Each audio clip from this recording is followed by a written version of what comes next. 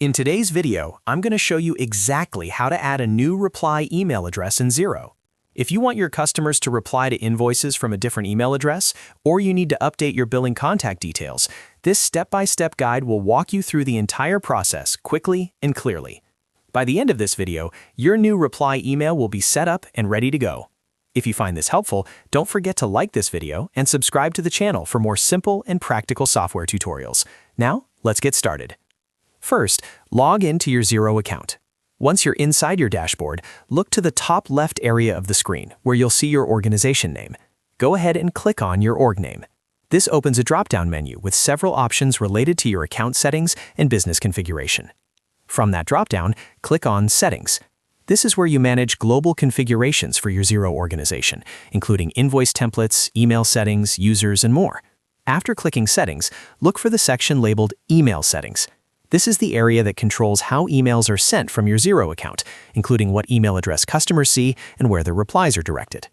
Click on Email Settings to open the configuration page. Here, you'll see different document types listed, such as invoice and possibly other transaction types depending on your setup. Since we want to update the reply email for invoices, find the row labeled Invoice. Next to Invoice, you'll see an Edit option. Go ahead and click Edit. This will allow you to modify the email settings specifically for invoice communications. Inside the invoice email settings, you'll see fields that control how your invoice emails are sent. Look for the Reply to email address field.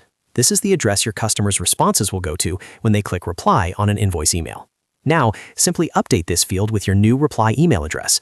Make sure you type it carefully and double-check for any spelling errors. Even a small typo could prevent you from receiving important customer replies. If you're using a shared inbox, such as accounts@yourcompany.com, confirm that the mailbox is active and accessible to the right team members. Once you've entered the new reply email address, review the rest of the settings on this page to ensure everything else looks correct. You don't need to change anything else unless required, but it's always good practice to quickly scan before saving. When you're ready, click Save.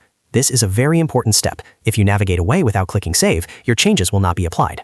After saving, your new reply email address is now active for invoice emails. From this point forward, when customers receive an invoice and click Reply, their response will go directly to the new email address you configured.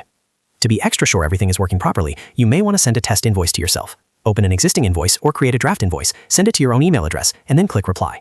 Confirm that the reply is being directed to the new email address you just added. This quick test can give you peace of mind and prevent any communication issues with customers. And that's it. You've successfully added a new reply email address for invoices in Xero. As you can see, the process is straightforward once you know where to look. Org name, settings, email settings, edit next to invoice, update the reply email, and click Save. If this video helped you, make sure to hit the like button and subscribe to the channel for more easy-to-follow Xero tutorials and software how-to guides. Thanks for watching, and I'll see you in the next video.